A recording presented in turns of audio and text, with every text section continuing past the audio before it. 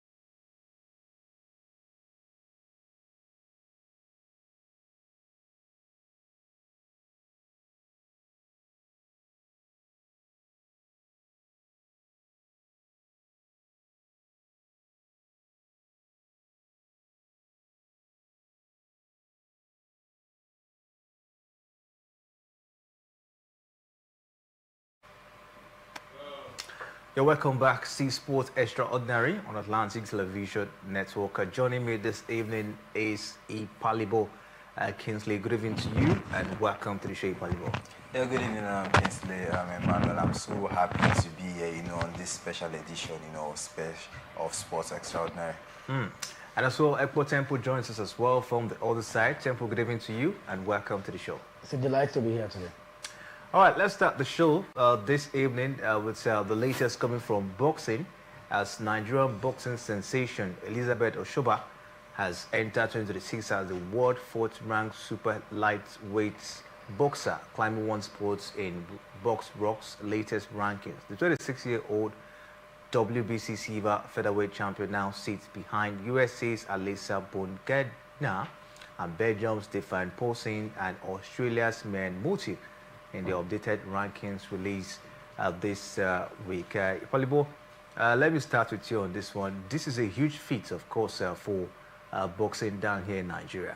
Yeah, surely it's a huge feat, especially when you see one of your own, especially homegrown, being able to, help Nigeria put his name, on the map. You look at her record so far, 9 games, 9 wins, 5 knockouts, and 0 losses. I mean, that's really impressive from our boxer. So, I mean, it's a good one seeing someone like her, especially not only from the male side, we just get to see, the likes of Ife Ajagba, the rest of them, Anthony Joshua, the male side, trying to put Nigeria on the map. But we've seen her also, trying to also put Nigeria on the map, when it comes to female boxing. So, I mean, it's a good one, having someone, represent Nigeria and, help Nigeria put on the map. Impressive one, but Temple, let me get down to you. What does this mean, for boxing down here in Nigeria? Looking at the fact that we have a female boxer who is actually putting up, something very huge, down there. It's good. I mean, Shoba has been very lovely. She's a Commonwealth medalist, and for you to go unbeaten at last year, it's very fantastic. She has not lost any bout since 2023. That tells you how good and solid she's been. And for me, I think that if you talk about female boxers, you don't get to their rear. And then when you know that in Africa we have a boxer like Elizabeth Oshoba, it gives you that that joy to really view yourself that come on, you're proud to say this one is from our side. And I'm very happy with what she's achieved. And she's also the IBF featherweight holder. It's a good time for her. I just wish and hope that she can get more fights, more wins, in 2026. Taking a look at it, boxing has been on a decline down here in Nigeria. With these feats, from Oshoba, do you think this might probably inspire the Boxing Federation to see if they can produce, more boxers, especially in the likes of Oshoba going forward? Yeah, I think that it will really help. Unfortunately, these things are only for they're only newsworthy. Internally, administratively, they influence little or nothing, and that's where my challenge is. But I think that with what we have seen, if the NLC understand with the magnitude of what it takes to to have a world, a 4th ranked boxer like Oshoba in her category, you will know that come on, you need to go back to the drawing board. I saw that federations like badminton and some other federations like weightlifting taking a retrospect of what they've achieved last season, and I asked myself, what about boxing federation? We know that last year that they had some internal issues, but I'm also thinking that good times should emerge with news like this.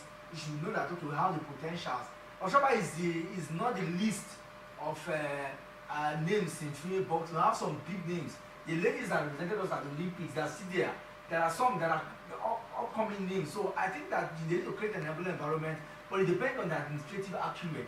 If we have the federation set up for progress, we get to see it. Unfortunately, sometimes in-house fighting, is what is really taking us back. Other federations are rising, but boxing, we are still struggling. But I just hope that this one should be a turning point for the federation going forward. All right, still talking boxing.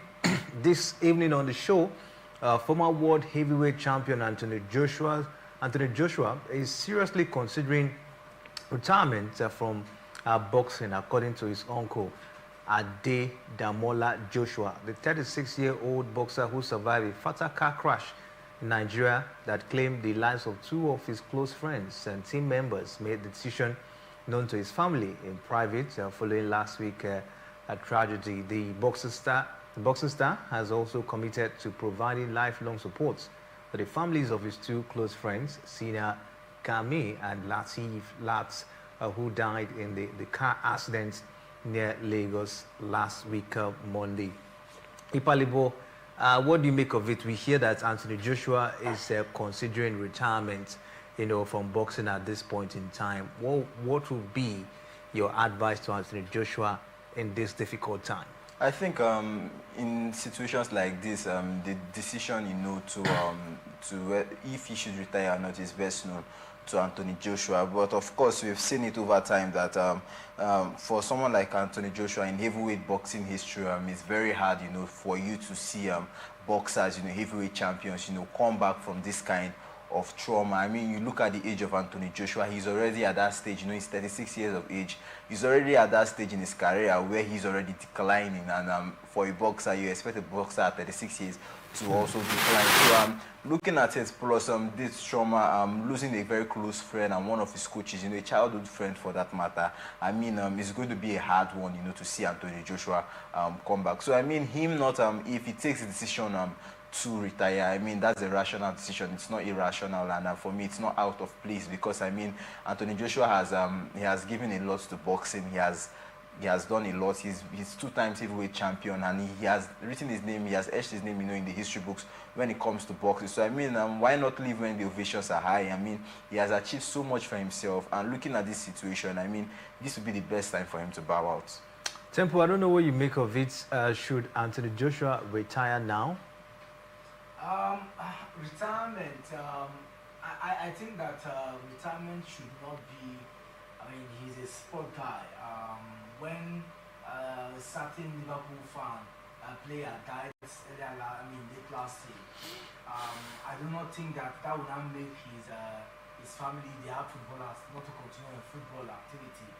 I don't think that Liverpool will not suspend the activities for 1-2 months because they want to mourn him. It's unfortunate. Football is a collective sport. What boxing is individual.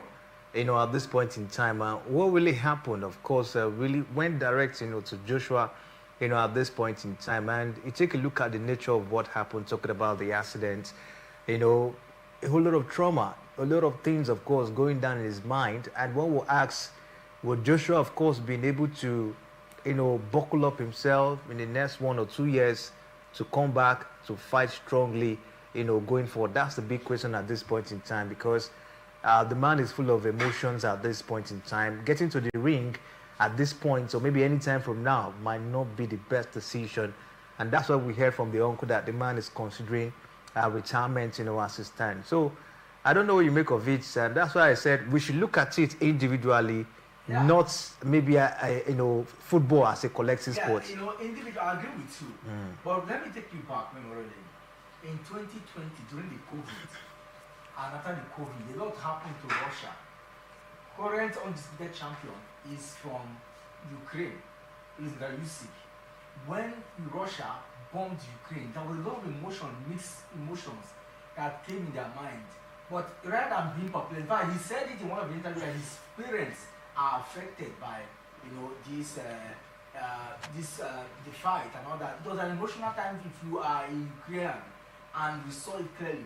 But what transpired is, while they were killing their people, he helped. I mean, some of them took it to the court, some of them took it to the boxing ring, and they were able to energize. So for me, I think that yes, emotionally we can say, but he's a sportsman. Emotions will die off. I think that he should rise from this emotion someday, maybe not now, maybe after months, after 1 year, rise and fight for these guys. Get a shot, at these guys and see how far you can fight in their memory. It will make more sense for me than to out of emotion resign. A lot of people are also thinking that Joshua is already fading out. No disrespect to his personality and pedigree, he's a 2-time heavyweight champion. But a lot of people think that he's already fading out. And he's not looking for some bit of excuse, to shy away from sport, to resign or to retire entirely. But I think that if he truly, for me, because I know that Eddie Horn will not even align to that resignation thing. For matchroom boxing, they have some lovely boxers here. If you want to really show the world that, come on, you want to prove something, then wait maybe after 1 year, your emotions should be right, and then go and fight. Get one more boxing bout, and fight for these guys in their memory. For me, to make more sense than just retiring because something transpired. Yeah, it's a big one, very emotional. Anybody who he could have been Joshua, no doubt. Yeah. He could have been Joshua, if not for Providence. But I think that the best is to get your emotions right, conclude with the funeral rites, and let him have a peaceful time, you know, and then maybe next year you come back and get one more shot before you finally retire. It will make more sense, you know, than retiring. For me, that's not. He's a boxer, and there is space for emotion, and there's a space for championship, and the mentality should be there in him. But the year just got started, talking about 2026, and this happened to Joshua last week, to say at this point in time, last year to be precise, 2025, the year just got started. Does it mean Joshua, you know, do you think it would be a wise decision for him to stay away from the ring throughout this year? For me, it won't be an unwise decision also. I mean, you can also call, you can also talk about players also, boxers also, who have, you know, took their time, you know, to step away from the ring. You talk about Michael Gerard Tyson also. I think in around 1997, you know, after public humiliation, you know, he had to take his time off boxing. Also, at some point, you know, Vitaly Klitschko, you know, also had to take his time, you know, off boxing, you know, due to trauma. So I mean, it's something that when you look at boxing as a whole, it's a personal sport, like you said. It's an individual sport, and these individuals have to deal with their issues personally. And this is not a sport where you have teammates coming together, you know, as a group, as one, you know. Even also in football, I can't seem to remember his name, but an RB Leipzig player, you know, had to quit his contract, you know, after the death of his brother, had to go back home, you know, just to stay with his family. So I mean, these traumas can get to these individuals, and for me, it will not be, like I said earlier, it won't be an irrational decision, you know, from Anthony Joshua if he decides to take the whole year off, or probably, you know, just call it a quit, you know, when it comes to boxing. A whole lot on ground at this point in time, especially on the mind of Anthony Joshua, considering retirement from boxing. Some are asking if he bounces back, will he, of course, continue his run in boxing? Will he be able, of course, to take down opponents?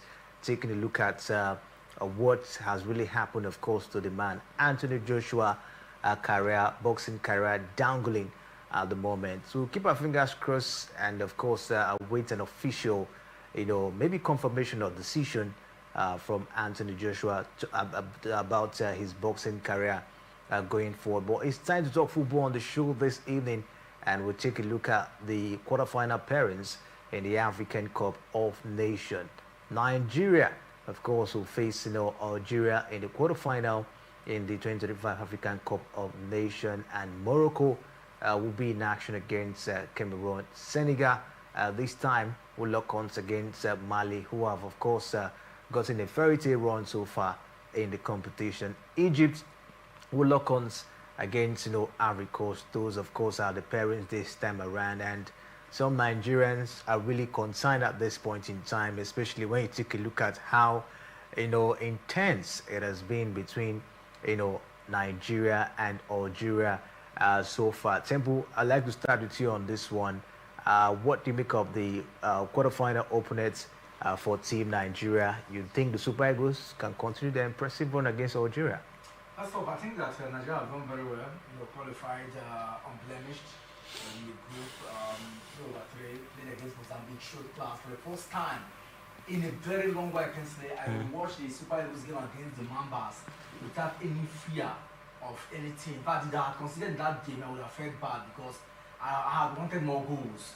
And I enjoyed the Super Eagles game regardless of the internal rancor. But we ever watch the Super Eagles game without having a talking point, it's difficult. And so I expect that while they did so well on the field, a lot of reaction from on-field activity from Osimhen will make the day, and that kept on going at least in the last 48 hours. But then against the game to be played in the quarterfinals between Algeria or DR Congo, I took my time to watch the DR Congo guys. I discovered that they are not good scorers.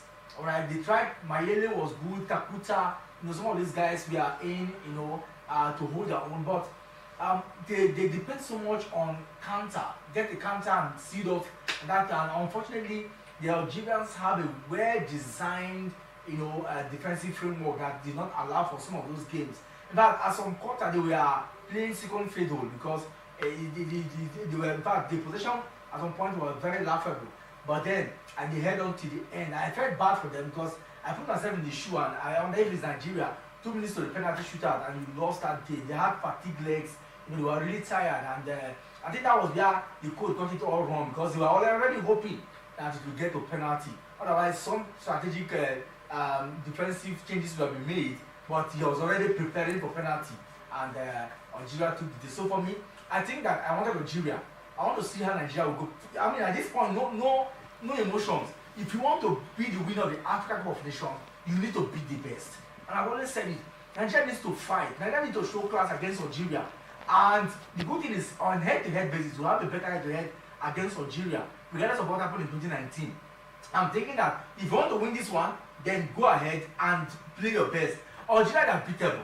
It's not like they're not beatable. The only thing is that they are more compact. What we played against Tunisia in the first half of that game, if we play such against Algeria, you see that it's going to be a very lovely one. And for me, but the Algerians should be more afraid than we have because we have been very fantastic.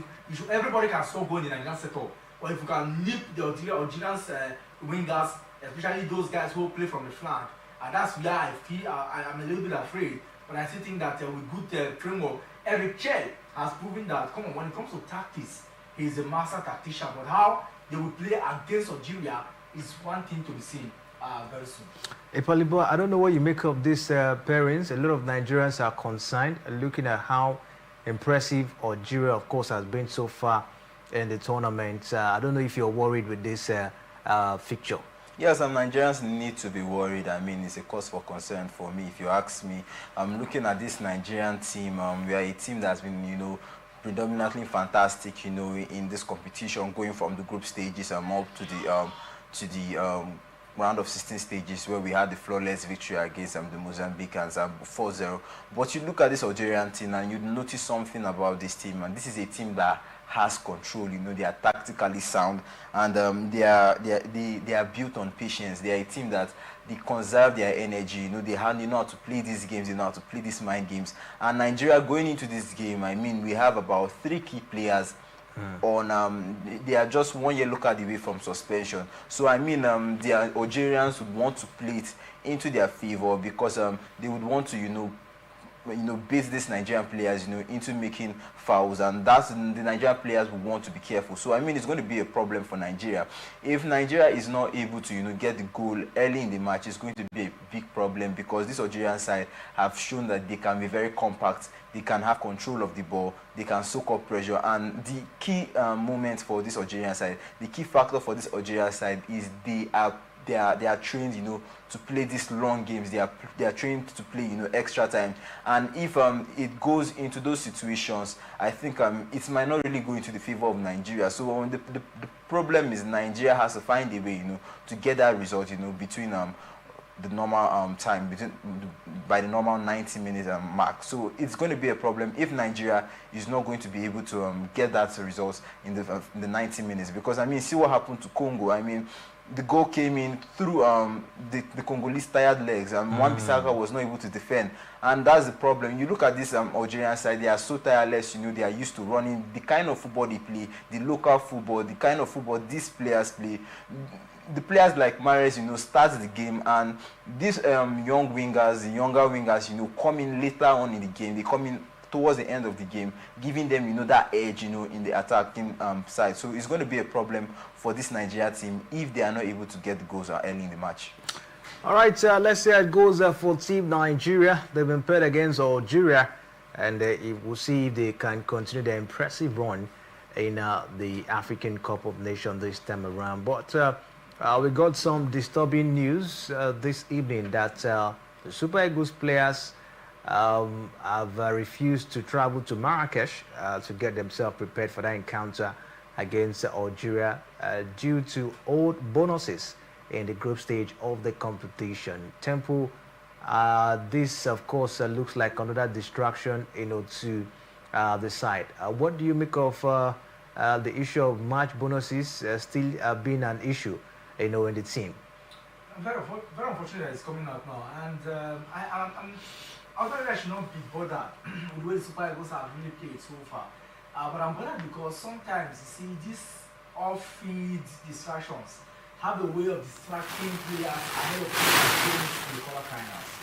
And go back to history lane. Anytime things like this popped out, it's always not been easy because somehow you see that the super attention, in fact, the media will now hype the team in such a way that it naturally will now affect the players because the players they check their phones, they go through their phone to see these posts, and sometimes it depends on the divide that you are. It affects their psyche. So I'm not really pleased that this is coming barely 24 hours when we're going to play in the quarterfinals. And I think that the NFF have not really done so well. The issue of saying they don't have money, so the NLC should come and take over. The NLC also came the last time saying they're going to take over and do all that. I mean, come on. These guys are no kids. Treat them well. Just today, we heard that Akos mother and family are all in Morocco to watch the young man playing there. The mother, Fessi, is in the hospital. The guy had to take permission, left the camp. What I'm trying to say is that these players, some of them, if they don't need the money, their family does need those money. And you cannot hold it back because that is their earnings. So I really feel part of. And if you check very well, you discover that no penny is being owed to the NFF officials. And so what are we doing? We are deceiving ourselves in this part of the divide. And I think that this should not even be heard because it's embarrassing.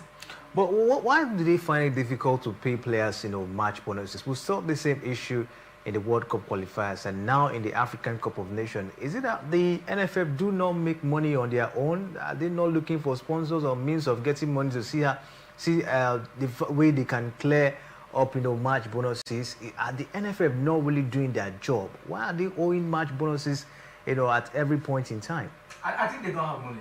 They don't have money, and that's if they don't have money, they should go look for money. They should go work and look for money. I think last time it was about something billion appropriated to the sports ministry as the National Sports Commission. Inside that money, some chunk was disbursed to the Football Federation, and they will tell you that the management is about 10 sub units in the federation. So the Super Eagles being the brand team of the federation, sometimes the travel expenses, the logistics and all that, it takes a whole lot. I agree with them that they spend so much, but that is why it now needs external sponsorship. Unfortunately, Nigerians brand and corporate firms do not trust. Before, I think they used to partner with some air companies. I don't know about those partnerships anymore. They say partner with some brand, but sometimes those brands do not give money. As part of their corporate responsibility, they deliver in kind. So you cannot really stop. So if you see Super Eagles being branded with different corporate organizations, sometimes it is not money. They have different memorandum of understanding that keeps them going. So I agree that they may not have money, but because the government knows that the happiness of many Nigerians is channeled to the Super Eagles performance, especially at this level, what you now need to do is to look into the treasury, and see what you can do. Before now, these matters will be discussed because it is not beyond the federation. It is National Sports Commission team pushing to the presidency and see how far you can get funds to alleviate. They have been doing it. So I'm really surprised somebody is not doing his job well, and that's why we're getting to see these things. Because if somebody is doing his job well, the National Treasury, I'm not sure that Nigerians, the government knows that this is always keeping Nigerians happy, and they just want to fold their hands and see. Unfortunately, government is bureaucratic in nature. So if you don't plan yourself very well, you cannot also get those funds from the treasury. That's why the challenge is. So I don't think that Nigeria as a country don't have money to pay the Super Eagles. But I think that the NFF don't have money. And even if they have the money must pass through bureaucratic processes which someone has not done his due diligence to have signed those funds. But the problem for me is I think the NFF also receive funds from FIFA. FIFA also supports the Nigerian Football Federation, and also I mean, why would you agree to pay players what you cannot afford? I mean, you need this is made between the federation and the Super Eagles team, the Super Eagles players. That's you look at the Super Eagles and what they earn. The Super Eagles earn more than the Three Lions of England, what the players earn. So I mean, if you are not going to be able to meet up with these bonuses, these match bonuses, I mean, you should cut it down. You should cut your coat according to your size. So that's a big problem for the Super Eagles and for the NFF. The NFF needs to cut their coat according to their size. They need to know what they can afford, and we shouldn't keep having this problem problems. I mean, just 2 months ago, November, again, before we played the game against Gabon, we had same issues about unpaid bonuses, where we had the ex-captain of the Super Eagles, Trust Ekong, you know, speaking up for the team. And we also saw the NFF president coming out to deny it. So, I mean, this back and forth between the NFF and the Super Eagles is not what we want to see, especially in crucial stages of the competition. I mean, this has been the biggest problem of Nigeria going into competitions, going into qualifiers, self-sabotage from the NFF, from the Federation, and from the Super Eagles.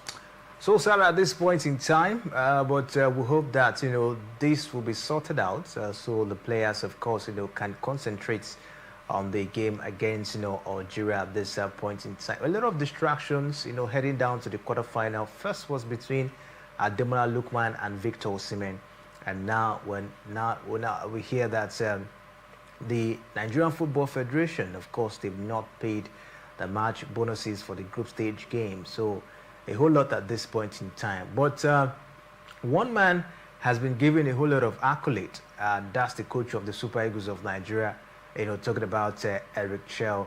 Temple, I don't know what you make of the tactical prowess of Eric Chell so far, you know, in this competition. Will you attribute the success of the team to the tactical, you know, prowess of Eric Chell in this particular African Cup of Nations for the Super Eagles? Yeah, I think that Eric Chell is as good.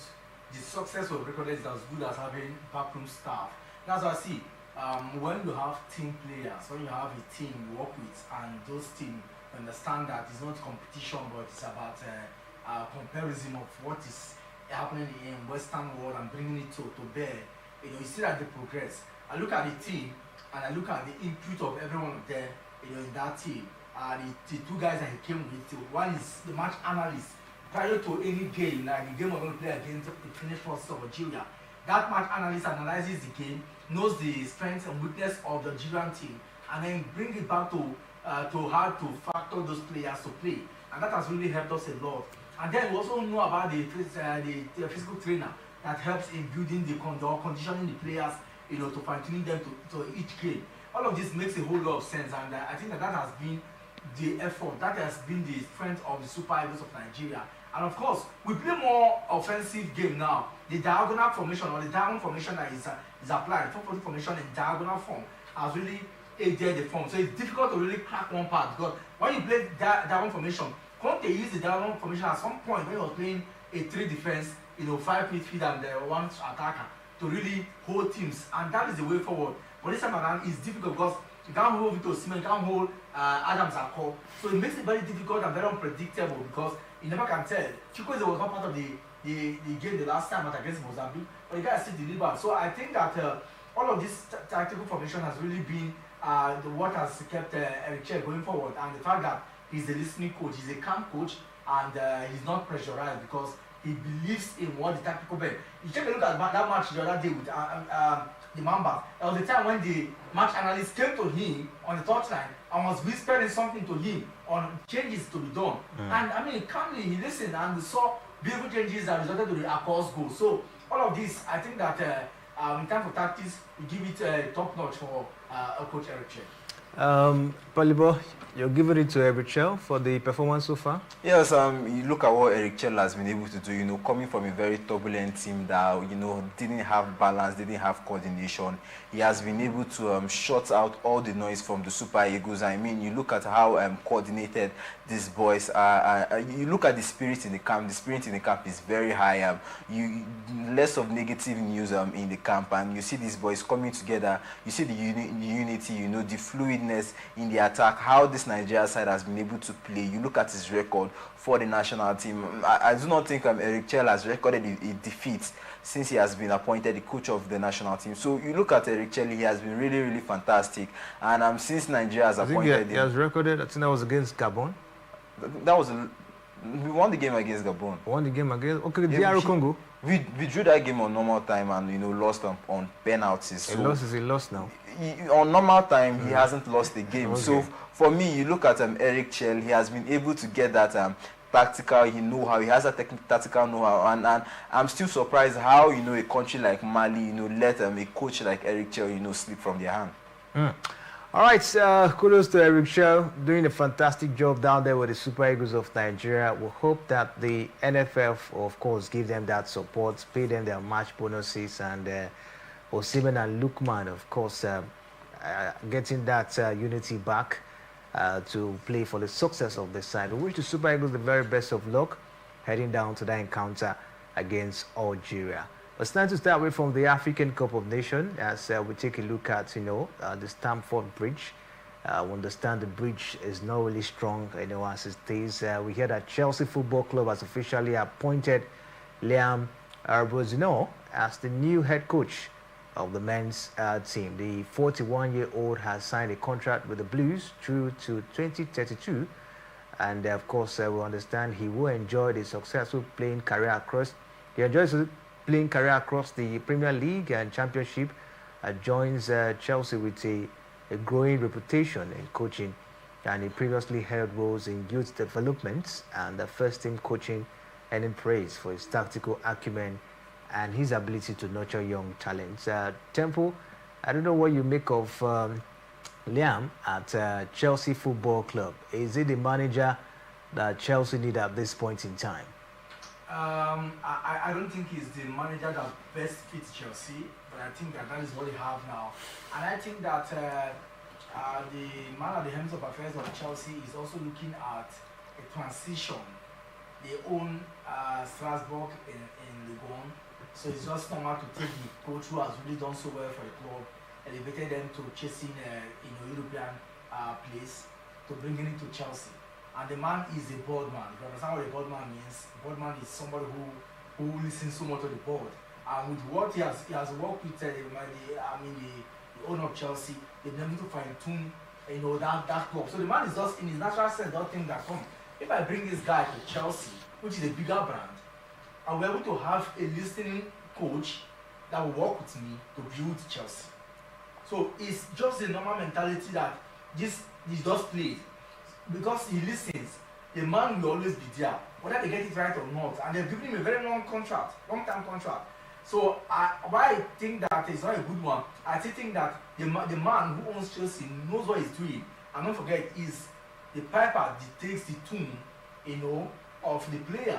So I just think that is what is happening. But whether he's a good manager for Chelsea, we'll get to see. Chelsea have had many managers before now. Some have failed, and barely does anyone stay to the end of his contract. Barely, does any manager stay to the end of his contract? So we'll keep our finger crossed on this one. But I tell you, the English Premier League humbles coaches.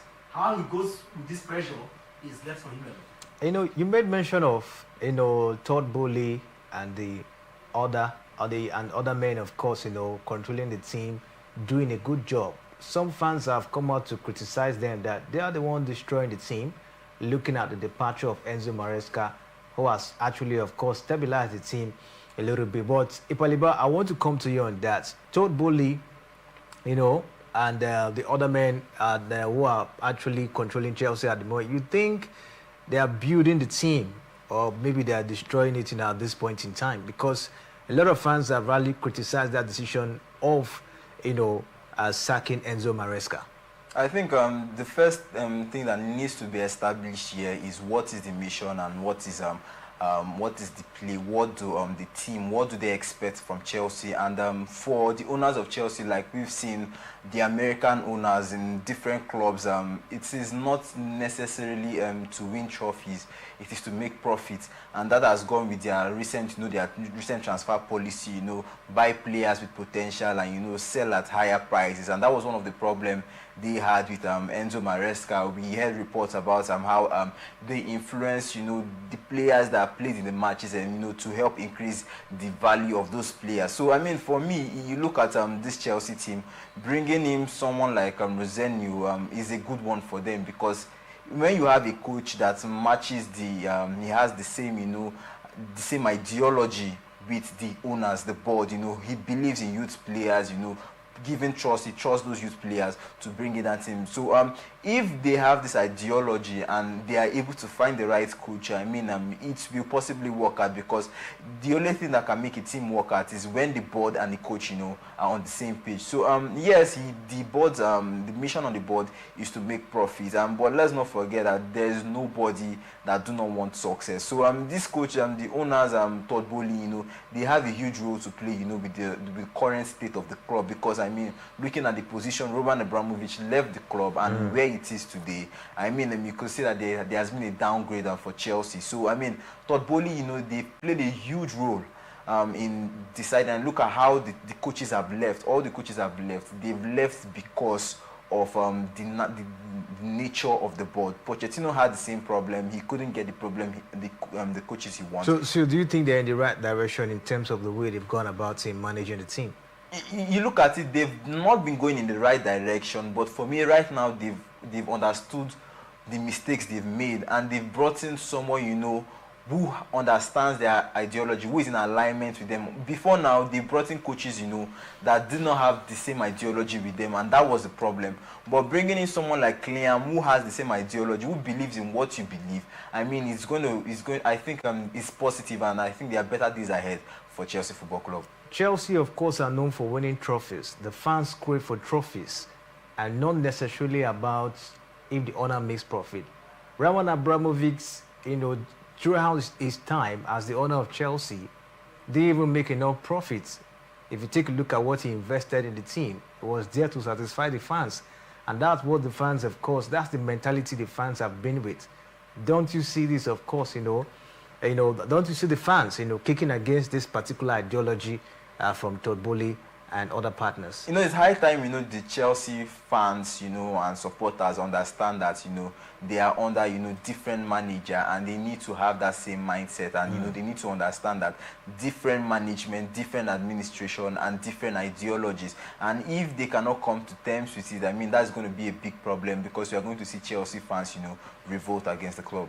Tempo, let me get your take on this one. Our time is up. With the ideology of Todd Bowley, looking for money than winning trophies at this point in time, and Chelsea fans will understand, of course, they've been used to winning trophies under Abramovich. Do you see a clash between Todd Bowley and the Chelsea supporters? I don't see a clash. It's just going to be temporal. Talks will rise, fans will revolt, but see, the management knows what they are doing, and it's just a matter of time. The moment the results start coming in, some of this thing will die down. The fans, some of them are season ticket holders, so it doesn't matter what happened because of the season. They've already purchased their season, and they wouldn't want it to waste. So I think that fans will always come out. But the thing is, somehow, yes, maybe there will be a downfall in revenue in this month and this month. It all depends on results from Rosino. That's why I hope that he gets results starting from tonight. All right, let's see how it goes at this point. We'll call it a wrap on the show, and we can't go without tell you that Ashoba, of course, Elizabeth Ashoba, of course, is our sport extraordinaire on today's edition of the show. Of course, she got an impressive ranking in boxing, climbing, of course, the fourth position in female boxing, and for me, a very, very huge one, at this point in time. With that, she is our sport extraordinaire on today's edition of for the show. Special thanks to Palibo and Temple for doing justice on the show. You can go down to our different social media handle: Facebook, Instagram, YouTube, and X. The conversation continues right there. My name is Kingsley Manuel. Thanks for watching.